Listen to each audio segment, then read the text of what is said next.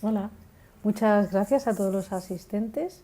Voy a hablar de las experiencias que realizamos en la asignatura Proyectos Audiovisuales de cuarto curso en la Facultad de Bellas Artes de la Universidad de Granada. La he titulado Creatividad aplicada al diseño de obra sonora, contribuciones de campo para la tecnoalfabetización universitaria, justo con la idea de expresar qué tipo de propuestas sonoras estamos desarrollando. Antes quiero hablar de esos precedentes que nuestros alumnos también leen y empiezan a investigar y a entender por qué los manifiestos y este tipo de autores son tan importantes para comprender la experiencia y la práctica sonora. Por supuesto, Luigi Russolo y el Manifiesto del Arte de los Ruidos es tremendamente relevante para crear este acercamiento al entendimiento sonoro. Además, tenemos que tener en cuenta no solo los instrumentos de Russolo y este manifiesto, sino esa idea que expone Russolo a la hora de establecer esa relación entre el ruido y el sonido, como un ruido musical, con el auge en fin, de los gustos, de las prácticas futuristas, justamente por esta automatización de la máquina o la introducción de todo este desarrollo tecnológico y maquinario dentro de la vida cotidiana, causa de este progreso, y que, como digo, el futurismo se inspira en piezas de todo tipo de área artística y, como no, también la sonora. Conocemos también brevemente a Pierre Schaeffer y su idea del objeto sonoro. El tratado de los objetos musicales es tremendamente interesante porque empezamos tener esta tendencia en estos autores sobre la necesidad de escuchar, ¿vale? Hacer y oír, incitar a la escucha de los sonidos. También propone las cuatro escuchas, que son tremendamente famosas, y que al final el objeto sonoro pues es también una manipulación en una cinta, es un elemento que parte de nuestra escucha. Así que el objeto sonoro implica una negación del instrumento, y justo en las piezas que nosotros abordamos desarrollando prácticas de arte sonoro, pues de momento no utilizamos ningún instrumento, y por eso también nos basamos en, en esta definición tan interesante sobre objeto sonoro. John Cage, por supuesto, también se estudia, ¿no?, a componer, como afirmaba, una pieza de silencio ininterrumpido y venderla a Mozart en su obra Silent Prayer, y que justamente es interesante este autor, obvio no solo por sus implicaciones en distintos grupos artísticos como Fluxus, etcétera, sino además por la investigación en la experimentación sonora y cómo nuestros alumnos pueden aprender de sus piezas. Por ejemplo, solemos ver 433, que es ya muy conocida por nosotros, pero también Waterwork como una acción sonora, como una partitura, entre comillas, o un evento que permite que cualquier otro artista pueda reproducirla en base a un timing que John Cage establece, y crea ese universo de experimentación sonora mientras realiza esa acción de caminar. Pero también es importante entender cómo John Cage expone e investiga sobre el silencio, y esto es otro de los autores relevantes en nuestra documentación a lo largo de los proyectos que realizamos en nuestra clase. También hablamos de, cómo no, las aportaciones de John Cage con David Tudor y los ingenieros de Bell Telephone, Merce Cunningham, el pintor Robert Rauschenberg, etcétera, bajo la agrupación Night Evenings, Theatre and Engineer, y cómo ellos también establecen estas performances como obra de arte total, donde aparecen bailarines, aparece la pintura, aparece el espacio, la escenografía, ingenieros que crean nuevas herramientas como controles remoto para piezas específicas que necesitan los artistas, y en fin, hay esta unión de distintas disciplinas que permite también tener una experiencia no solo sonora, sino también visual. Es tremendamente relevante, como no, hablar de pioneras de la música electrónica al ser una asignatura solo semestral, pues lamentablemente no tenemos más tiempo para hacer un profundo análisis sobre el rico universo y el legado de estas pioneras dentro de la música electrónica, pero sí hablamos de los maravillosos experimentos que se realizaron en el taller de radio experimental de la BBC con Daphne Oram y Delia Derbyshire. Hablamos también de instrumento inventado por Oram, Oramix, y también las piezas tan hermosas de Delia Derbyshire dentro de la experimentación sonora. En los ejercicios que establecemos, que vamos a revisar, hablamos de la internacional situacionista, de esa exploración de campo y de esa deriva y del deambular, con una actitud cercana a la psicogeografía para crear situaciones en barrios, en zonas de la ciudad que son conocidas por nosotros. Y los alumnos deben hacer esta experiencia en esos barrios cotidianos en los que viven. Ahora daré más detalles.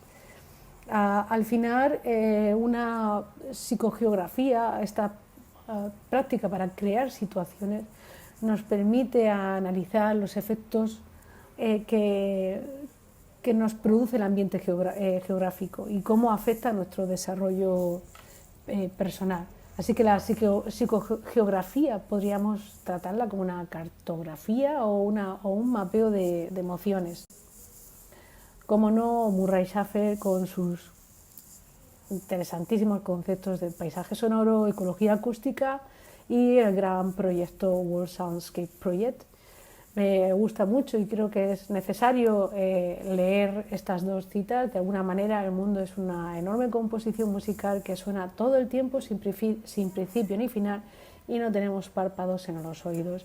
Cabe destacar que a partir de los años 70, cuando Murray Schafer comienza a hacer sus estudios pioneros en ecología acústica, la ecología deja de ser una pseudociencia y comienza a ser una ciencia seria. Se establece el Día de la Tierra también, y podemos recordar las obras de Joseph Beuys, ¿no?, con el activismo ecológico, y de otros tantos artistas que participaron alrededor de esta década tan interesante de los 70 respecto a sus preocupaciones medioambientales.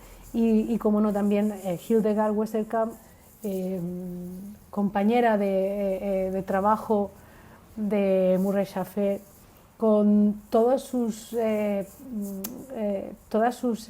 investigaciones y material didáctico que nos es tremendamente inspirador en nuestros ejercicios. Preguntas que los alumnos se tienen que hacer antes de realizar sus paseos sonoros y sus trabajos de campo sonoros, como estás escuchando tu propio cuerpo mientras caminas, cuál es el sonido más alejado que estás escuchando y el más cercano. En la misma sintonía encontramos a Pauline Oliveros, también con un legado didáctico tremendamente valioso para nosotros hoy en día, su técnica de deep listening y, como no, las meditaciones sónicas, que también hacemos alguna sesión de escucha, introduciendo esta idea de meditación sónica en homenaje a Pauline Oliveros. Nuestros oídos, dice Oliveros, captan las ondas sonoras, siempre reciben información de partículas sónicas, pero la escucha no siempre está activada. y otros autores mucho más contemporáneos, donde la unión entre la experiencia sonora, la visual y la espacial mediante el uso de tecnologías, perdón, no nuevas, tecnologías más actuales, en las que introducimos el algoritmo, el código, también se revisan en clase, pues para ver esa evolución, cómo todos estos autores capitales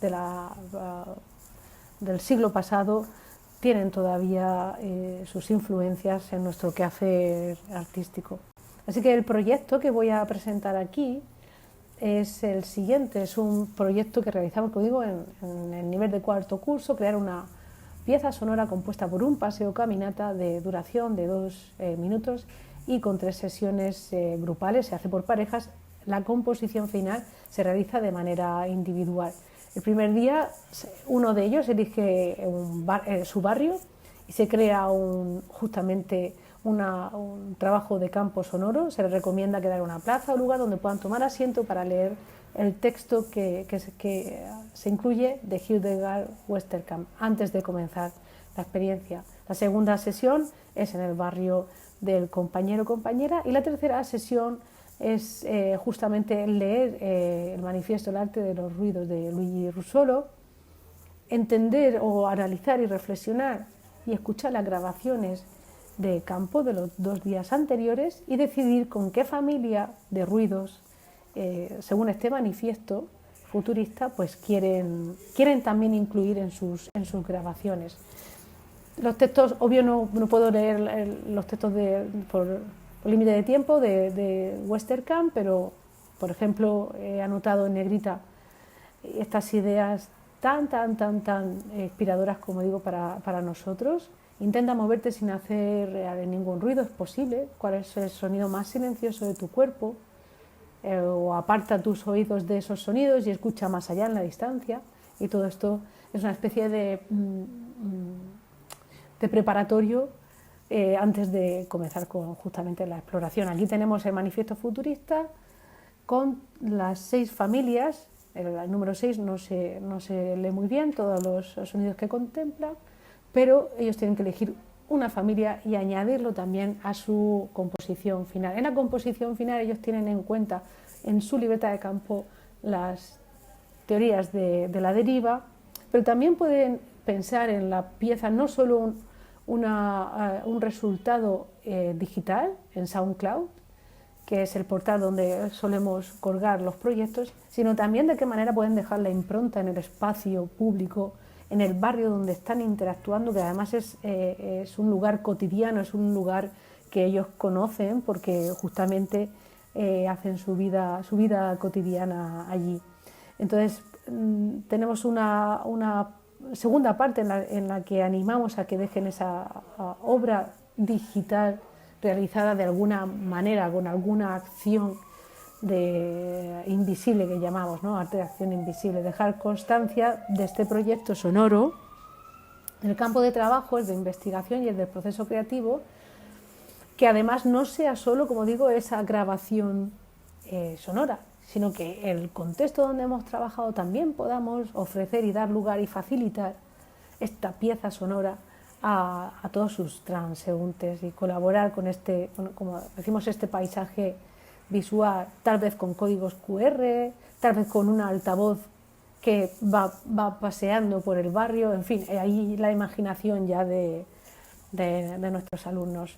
Y bueno, pues estas son algunas imágenes muy breves de las piezas y los mapas que crean después en la memoria sobre todo ese recorrido, y en base a esa interpretación sonora no visual, ¿vale? Ese recorrido debe estar establecido por la escucha del lugar, y que sea quien determine justo el recorrido que ellos van decidiendo tomar sin haber realizado antes ningún tipo de ensayo previo. Como conclusiones, muy rápidamente, entender el significado de escucha a diferencia de oír, como Paulino Oliveros y otros tantos autores nos muestran. Familiarizarse con términos tales como grabaciones de campo, el objeto sonoro, paisaje sonoro, ecología acústica, psicoacústica, etc. conocer la investigación en el campo sonoro durante la historia del arte del siglo pasado y también entender qué ocurre hoy en día, autores más actuales y cómo estas tecnologías van condicionándonos también, en cierta manera, en las experimentaciones que vamos aportando en la actualidad. Practicar y comprender el concepto de experimentación, basándonos en la experimentación realizada por autores previos del siglo pasado. Introducir a los alumnos en la práctica del deep listening, de la escucha activa, la escucha presente, ¿no? Mediante estas también meditaciones sónicas y mediante el conocer los textos y esta práctica de Paulino Oliveros del deep listening.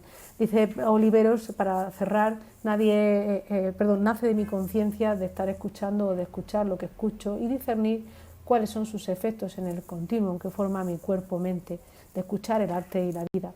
La difusión de estas piezas normalmente realizamos al finalizar este primer ejercicio. El segundo ejercicio ya nos llevamos todas estas grabaciones a los 24 altavoces que tenemos en el plató de audiovisuales, creando ya de manera grupal entre 3 y 4 alumnos una experiencia inmersiva sonora con material de campo grabado en el primer ejercicio más otro material que ellos pueden ir añadiendo.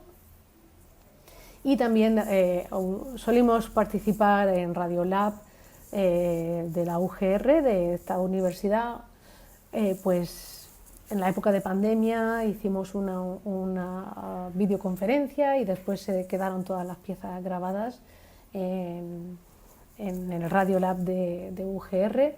Y todos los años, al terminar el primer ejercicio o el segundo, nos invitan a participar y a darle difusión a las piezas de nuestros alumnos, tanto las del primer proyecto, como digo, como las del segundo. Estamos incluyendo ahora, porque el segundo, al ser una experiencia espacial con 24 altavoces, pues tenemos la limitación del estéreo en radio y ahora queremos empezar a incluir esta documentación en Ambisonics, en binaural, con nuevos materiales tecnológicos que hemos incorporado. Y nada, muchísimas gracias por la atención, espero que haya sido de interés y muy agradecida a todos los organizadores del Congreso y un saludo. Chao.